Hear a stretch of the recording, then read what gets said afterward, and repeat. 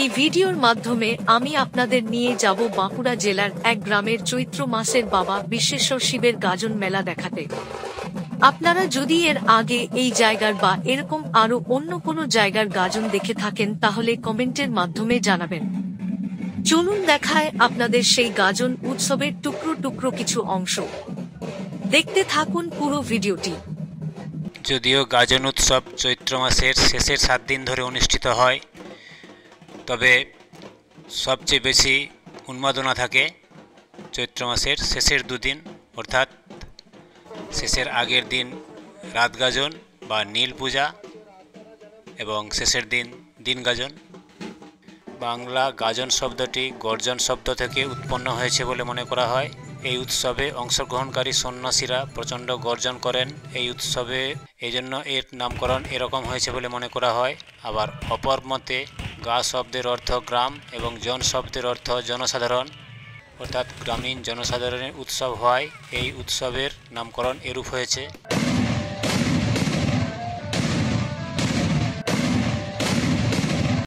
এখন বেলা 11টা। আজ নীল পূজা। গ্রামের মহিলারা যারা নীলের ব্রত করেছেন তারা পুজো দেওয়ার জন্য মন্দিরে লাইন দিয়েছেন।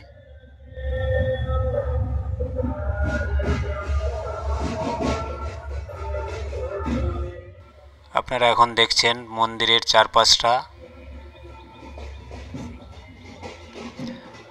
এখন আপনাদের সামনে বাবার আটচালা দেখতে পাচ্ছেন।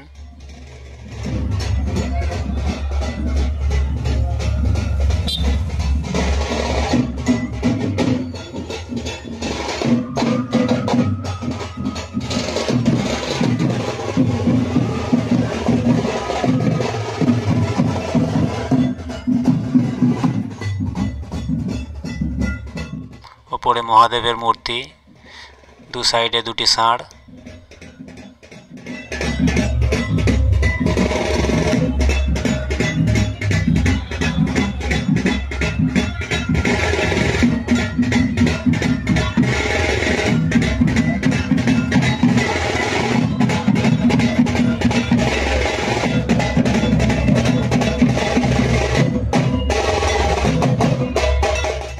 এখন আপনারা দেখছেন শীতলা মাতার মন্দিরের ভেতরকার মূর্তি।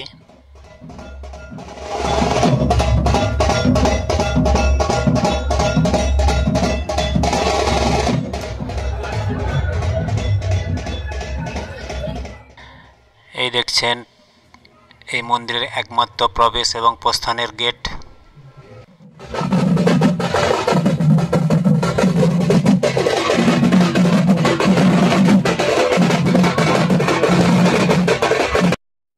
এটি যেটি দেখছেন, এই যে উপরে দড়ি ঝোলানো আছে, এগুলিতে সন্ন্যাসীরা উপরের দিকে পা আটকে নিচের দিকে ঝুলতে থাকেন, নিচে আগুন জ্বালানো থাকে।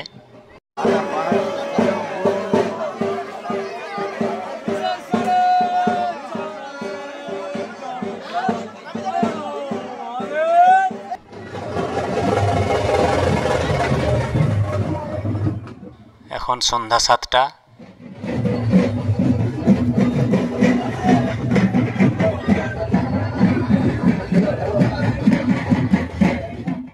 এখন আপনারা দেখছেন টপ ভিউ।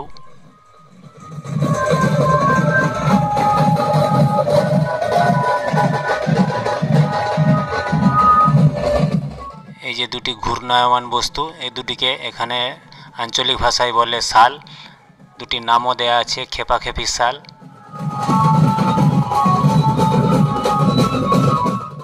এগুলিকে এখান থেকে সমারোহ সহকারে হাফ কিলোমিটার দূরে আরেকটি জায়গা আছে যেটাকে গাজনতলা বলে, যেটি গ্রামের প্রায় মিডিলে অবস্থিত। সেখানে সন্ন্যাসীরা এইভাবেই উদ্দীপনার সাথে সেখানে নিয়ে যাবেন। আর আগামীকাল অর্থাৎ দিন গাজনের দিন, গাজনের শেষের দিকে এক একজন সন্ন্যাসী এক একজন শালের ওপর শুয়ে গাজনতলা থেকে শিব মন্দিরে ফিরবেন। তারা প্রণাম করছে রাস্তাটা যেন ক্লিয়ার থাকে।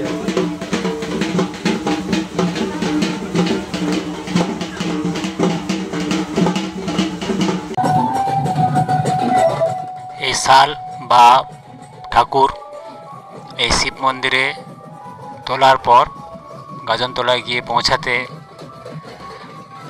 কোনোবার 2 ঘন্টা বা তারও বেশি সময় নেয়।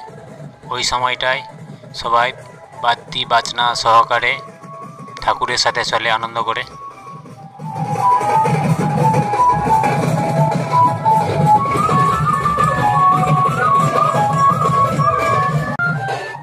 এই যে বাজনাগুলি দেখছেন, এগুলি এই বছরের গাজনে এখানে প্রথম আমদানি হয়েছে। জানি না আপনারা এগুলি দেখেছেন কি না। এগুলিকে আমাদের এখানের ভাষায় বলে সিং বাজনা। আপনাদের ওখানে কি বলে আপনারা কমেন্টের মাধ্যমে জানাবেন। কিছুক্ষণের মধ্যেই খেপাখেপি শাল গাজন তোলার উদ্দেশ্যে রওনা দেবে। তার আগে আমি আপনাদের শিব মন্দিরের চিত্রটা রাতের বেলা টুনি বাল্বের আলোয় কেমন সুন্দর দেখায় সেটা আপনাদের সামনে তুলে ধরছি। এই ভিডিওটি রেকর্ডিং করা হয়েছে ক্যামেরার ডুয়াল মোড অপশন অন করে, অর্থাৎ একই সাথে ফ্রন্ট এবং রিয়ার ক্যামেরা দিয়ে ছবি তোলা হচ্ছে। উপরে যে কোণের দিকে স্ক্রিনের ছোট অংশটি দেখছেন সেটি ফ্রন্ট ক্যামেরা রেকর্ডিং, আর স্ক্রিনের বাকি অংশটি ব্যাক ক্যামেরা দিয়ে একই সাথে রেকর্ডিং হয়েছে।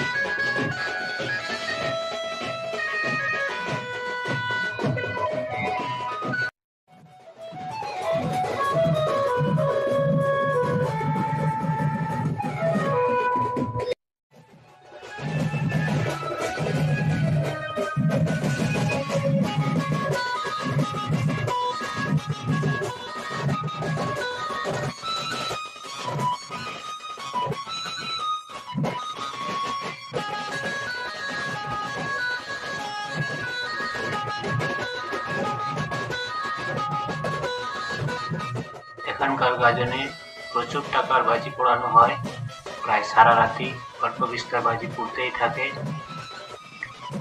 এখন দেখুন সেই বাজি পোড়ানোরই কিছুটা ঝলক।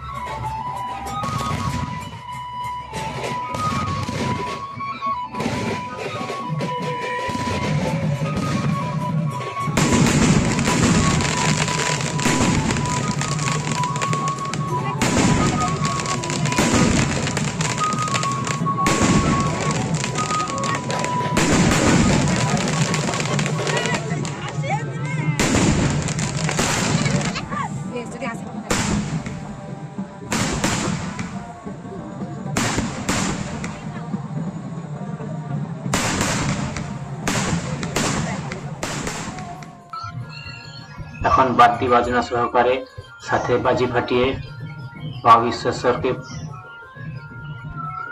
গাজনতলায় নিয়ে যাওয়া হচ্ছে। আপনারা লক্ষ্য করুন দর্শনার্থী এবং সন্ন্যাসীদের ইচ্ছ্বাস।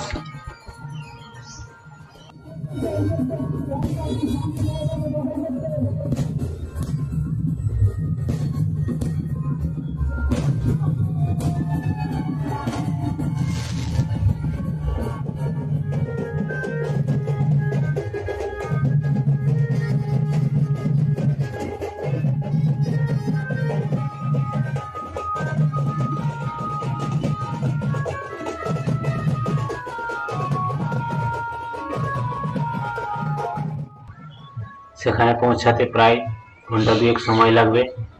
তারপর সেখানে 2-2.5 ঘন্টা ধরে পূজা অর্চনা চলবে এবং তারপর আবার একইভাবে বাবা এখানে ফেরত আসবেন।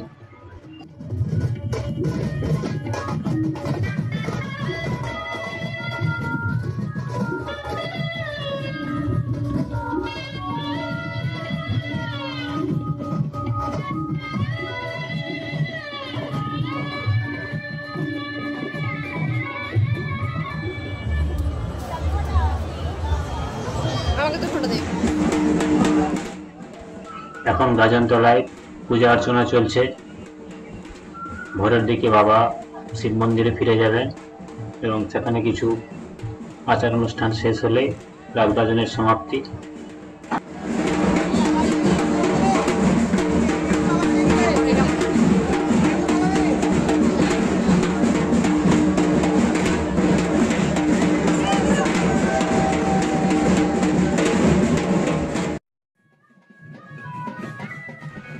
এখন ভোর 4:45 বাবা বিশ্বেশ্বর শিব মন্দিরে ফেরত এসেছেন।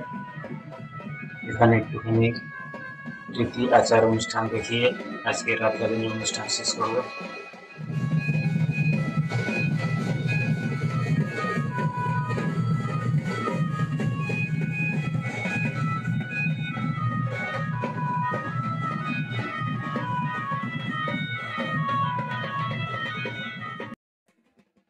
এবছর সন্ন্যাসী হয়েছিল 165-র উপরে। গাজনের প্রথম দিকগুলিতে খুব অল্প সংখ্যক সন্ন্যাসী থাকে এবং গাজন যত এগিয়ে আসে সন্ন্যাসীর সংখ্যা তত বাড়তে থাকে।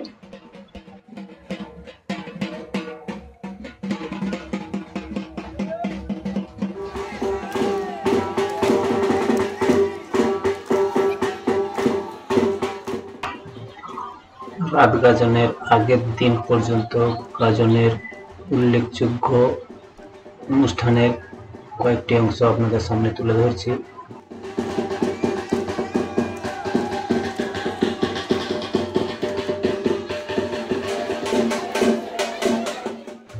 সমস্ত সন্ন্যাসীরা মন্দিরের পাশে নিচু হয়ে বসে আছেন আর পুরোহিত ঠাকুর মহাশয় সন্ন্যাসীদের কাঁধে পা দিয়ে হেঁটে চলেছেন।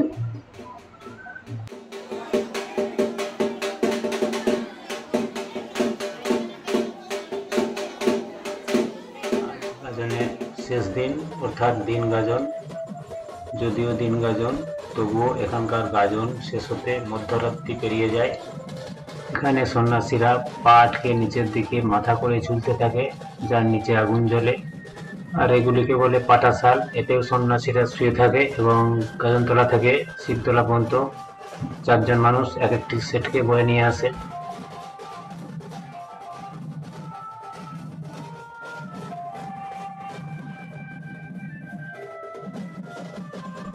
এরকম 2টি সেট আছে, এর প্রত্যেকটিতে এক একজন করে সন্ন্যাসী শুয়ে থাকে এবং পুরো সেটটি 4 থেকে 8 জন ব্যক্তি গাজনতলা থেকে শিবতলা পর্যন্ত বয়ে নিয়ে আসে, যে দুটিকে আমরা খেপাখেপি শাল বলেই জানি।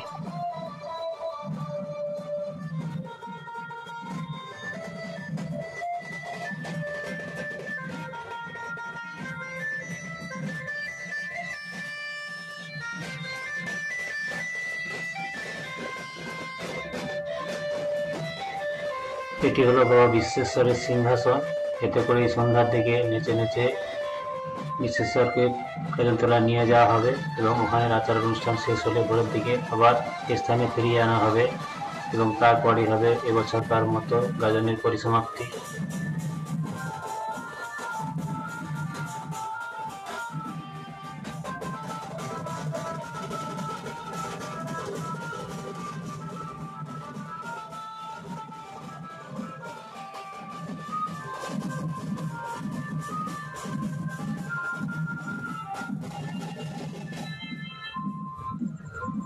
এখানে এখন চলছে ধনা পোড়ানোর মানত বা মানসিক যাই বলুন না কেন, তাদের বিভিন্ন রকম আচার অনুষ্ঠান।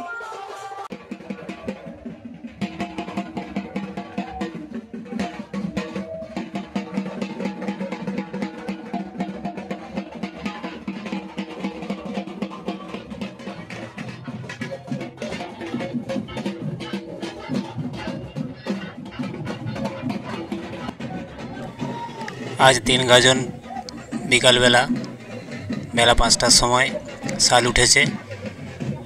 রাত গাজন দিনের মতো আজও শাল এবং বাবা বিশ্বেশ্বরকে গাজনতলায় নিয়ে যাওয়া হবে বাদ্য বাজনা সহকারে, সাথে বিভিন্ন রকম বাজির প্রদর্শনীও থাকবে। সেখানে কিছু পূজা আর্চার পর আবার একইভাবে এখানে ফিরিয়ে আনা হবে।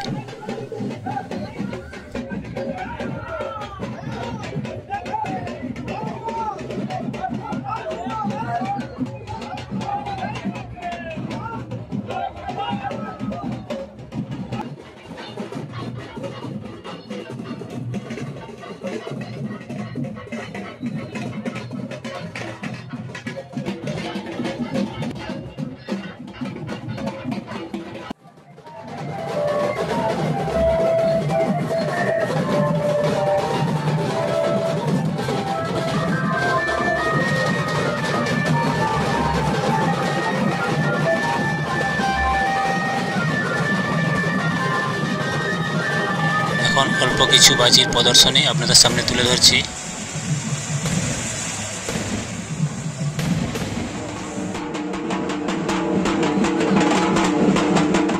গাজনতলায় পূজা প্রায় শেষের পথে, এবার সব ফিরিয়ে নিয়ে যাওয়ার পালা।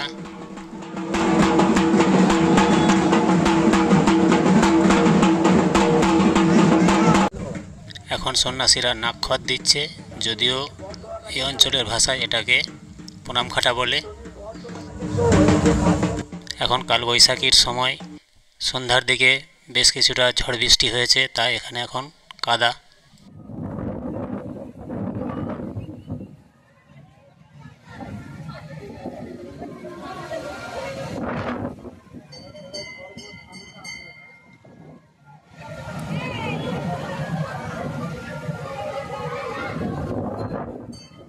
সন্ন্যাসীরা তার মধ্যেই নাক্ষত দিতে দিতে মন্দিরে আসছে। 1 নম্বর ভিডিওতে যা দেখছেন সেটি হলো গাজনতলায় পূজা শেষ হওয়ার পর সন্ন্যাসীর বাড়ির মহিলারা পূজার সামগ্রী মাথায় করে বয়ে নিয়ে আসছেন, যেটিকে এই অঞ্চলের ভাষায় বলে ঝাঁপ নেওয়া।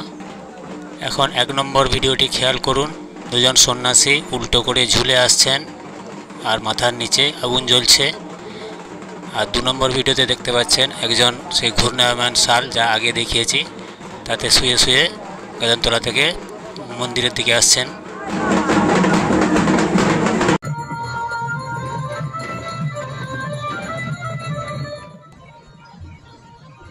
এখন ঠাকুর গাজনতলা থেকে শিব মন্দিরে প্রায় এসে গেছে।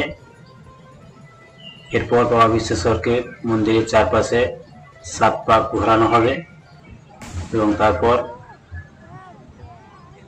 বাবাকে মন্দিরের মধ্যে প্রবেশ করানোর পর এবছরের মতো গাজনের পরিসমাপ্তি।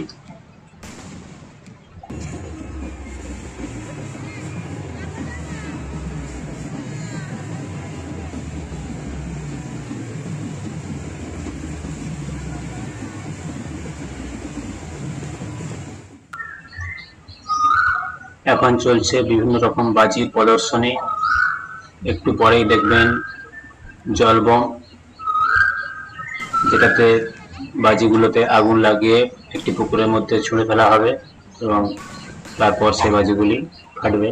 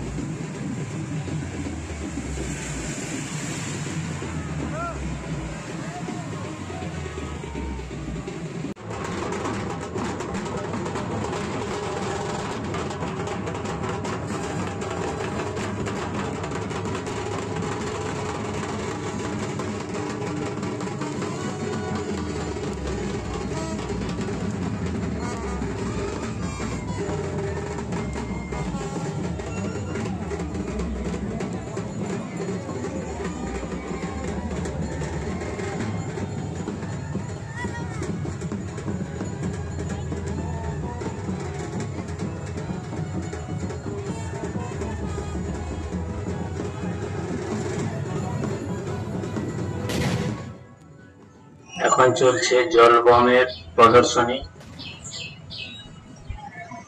এবং বাজিগুলোতে কেমন আগুন লাগিয়ে পুকুরের মধ্যে ছুঁড়ে ফেলা হচ্ছে এবং সেখানে জলের মধ্যে বাজিগুলি ফাটছে।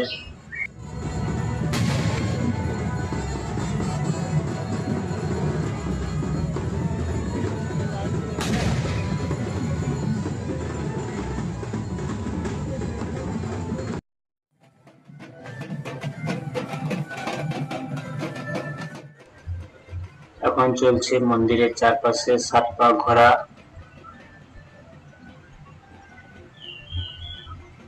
এখানকার ভাষায় এটাকে চালি ঘোরা বলে।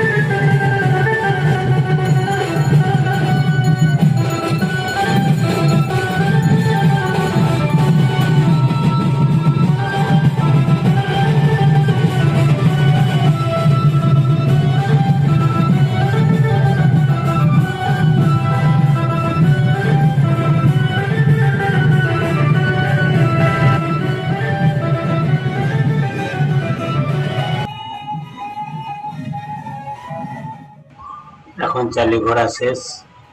এবার বাবা বিশ্বেশ্বরকে মন্দিরের মধ্যে প্রবেশ করানো হবে। এরপরই এবছরকার মতো গাজনের সমাপ্তি।